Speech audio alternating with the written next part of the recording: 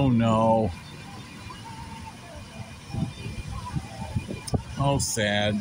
Thank you, Fire Department. Detroit City Fire Department. We're here on beautiful Mound Avenue.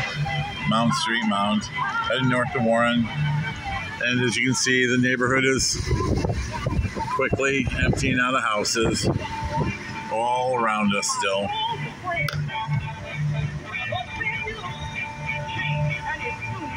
And I'm going to say this. That house that was on fire back there was a beautiful home. I've seen, years ago, I used to see a family there, and they looked very well kept and happy. It's just another Detroit story.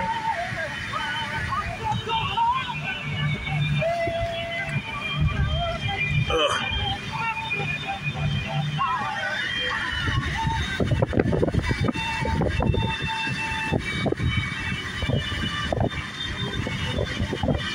Well, that looks to have been rehabbed a little bit. Nice.